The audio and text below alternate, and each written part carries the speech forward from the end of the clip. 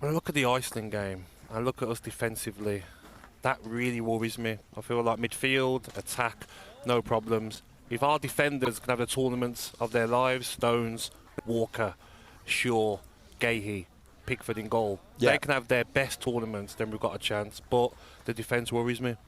Am I right in thinking that you, Mr. Simon Jordan, are beginning to think more and more that this could be your moment? This could be the time. Oh yeah, because I'm in the camp of progress. Despite the fact I'm critical of certain scenarios and situations, I take the Iceland game in isolation. You know, no, it wasn't great, but you know, this is tournament football now. These boys know they can perform at this level, and now they're into the tournament, and I think you'll see it. And I look at those players that you mentioned, and I think to myself, there's some top quality players in there, in those central, in those defensive positions, and there's no reason why they won't perform. Okay, if Shaw gets in the side, he won't have been particularly match fit, but you know, there's enough there in the early games to get himself into the tournament.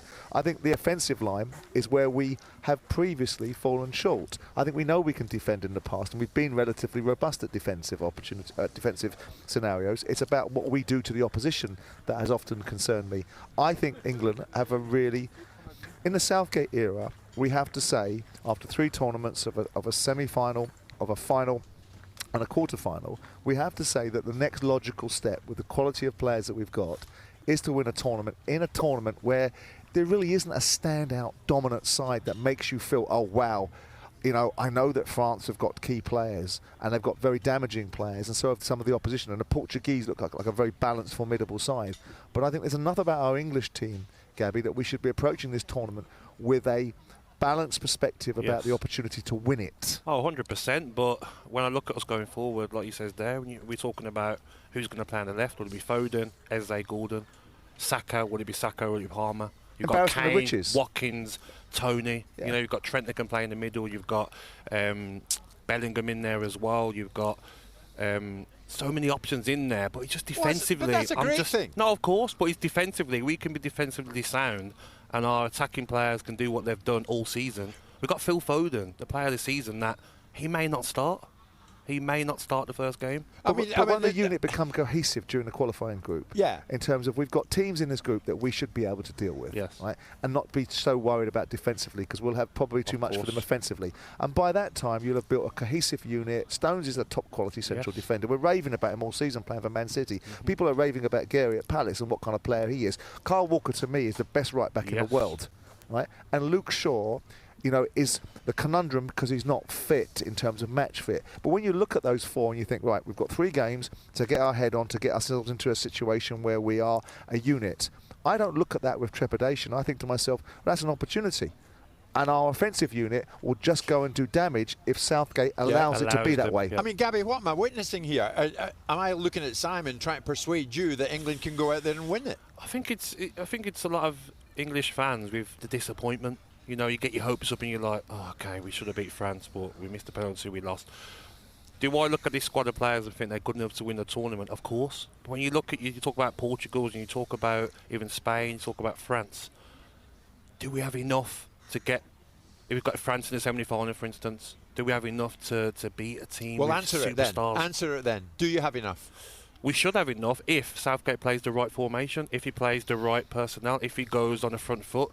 Do we play Gallagher and Rice as 2 sitters and we're a bit too defensive, or do we just go for it and we've got Bellingham and Foden as 2 8s, Trent in there who's picking out passes for Saka and Gordon, Kane?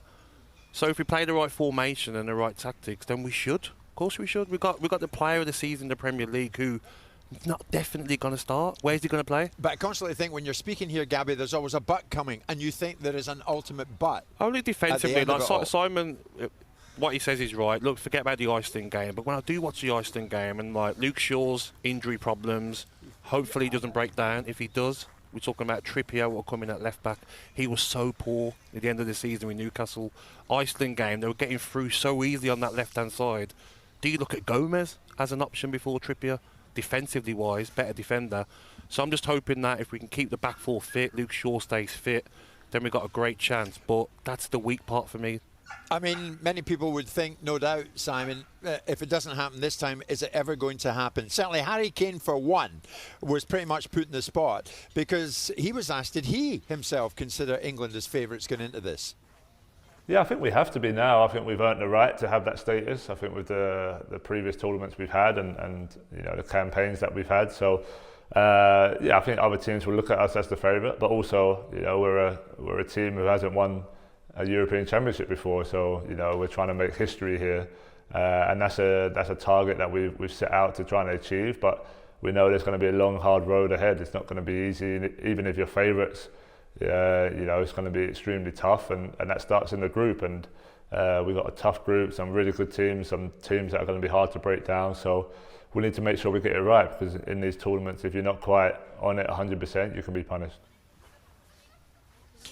And he's right about that. Gabby, that train of thought, that school of thought, if it doesn't happen for England this time, is it ever going to happen? Are you in that camp? Of course it can. Look at the talent that we've got. We've got a young Bellingham, Foden, players that are going to be around for 3, 4, 5 more tournaments. Harry Kane could be here for another tournament as well. Of course, we've got the players to go and do it, but when do you start losing faith, especially as a fan?